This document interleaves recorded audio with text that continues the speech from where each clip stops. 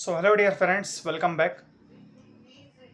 So in this video we will watch how to calculate nth term of an AP, nth term, value of n, value of a, value of d, and all that values we can find using the formula of general term, which is an equal to a plus n minus 1 into d, arithmetic progression. So before starting the video, I want to tell you that if you are new on this channel, then please watch this video carefully 2 or 3 times, then definitely you will catch each and every concept related to arithmetic progression.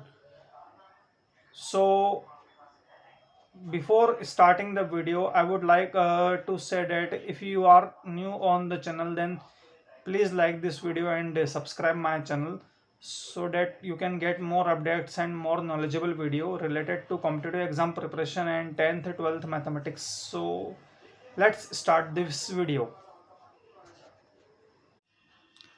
General or nth term of an AP. General or nth term of an AP is given by the formula an equal to a plus n minus one into d. तो यहाँ पर क्या है कि general और n term of an A P a n equal to a plus n minus one into d, इस फॉर्मूले से हम जनरल टर्म किसी ए पी की दे सकते हैं. बेसिकली फॉर एग्जांपल यदि मैंने मान लीजिए एक ए पी लिखी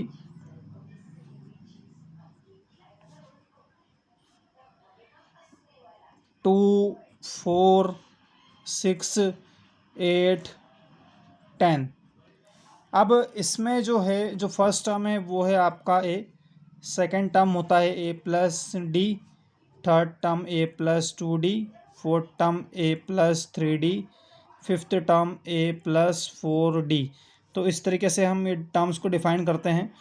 ए और डी की वैल्यू निकालना बहुत आसान है. ए मतलब first term, a means first term, तो फर्स्ट टर्म क्या है, फर्स्ट टर्म है 2. D means difference between consecutive two terms, तो second term minus first, second terms minus first term, तो a two minus a one, तो d means a two minus a one. A two minus a one means 4 minus 2 equals two 2. Now n total terms यहाँ पर आप कितने देख रहे हैं कि 1 2 3 4 5, तो टोटल टर्म्स आपकी क्या हो जाएंगी, 5 हो जाएंगी. और एक और जो चीज़ है वो है ना, ए एन आपको कैलकुलेट करना है. तो ए एन एक्चुअल में कैलकुलेट करना है. तो यदि मान लीजिए यहाँ 5 की बात करें तो ए फाइव के लिए आपको डायरेक्टली यहाँ पर 10 दे रखी है ना. तो ए फाइव की जो वैल्यू डायरेक्ट 10 रखी है, तो हम लोग कैलकुलेट कर लेते हैं कि फॉर्मूला जो है एक्यूरेट फार्मूला है या नहीं, है ना. ये जो फार्मूला है वो प्रॉपर फार्मूला है या नहीं, इस ए पी से पता चल जाएगा.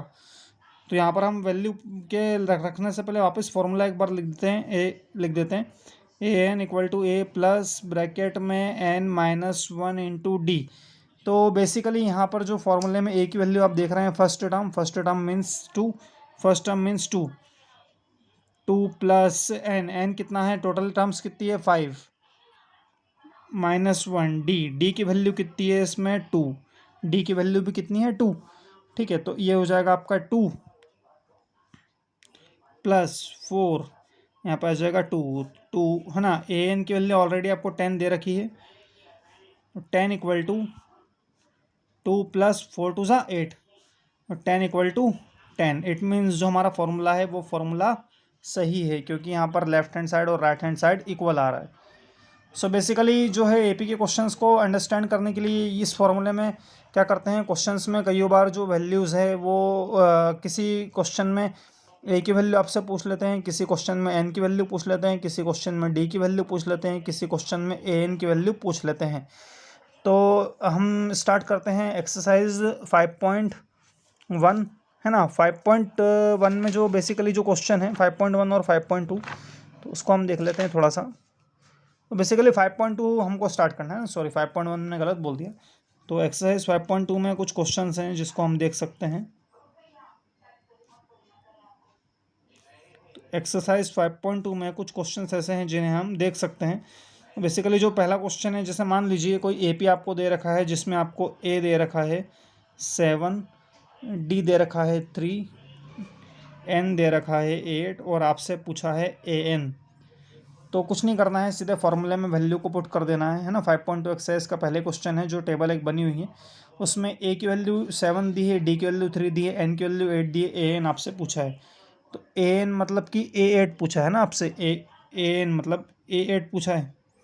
तो a 8 equal to a plus, अब यहाँ पर 8 है तो यहाँ पर एक कम हो जाएगा, ए प्लस 7 डी, क्योंकि ए एन इक्वल टू क्या होता है, a plus n minus 1 D होता है। तो यहाँ पर एन की जगह 8 है, तो a 8 equal to a plus 7 D.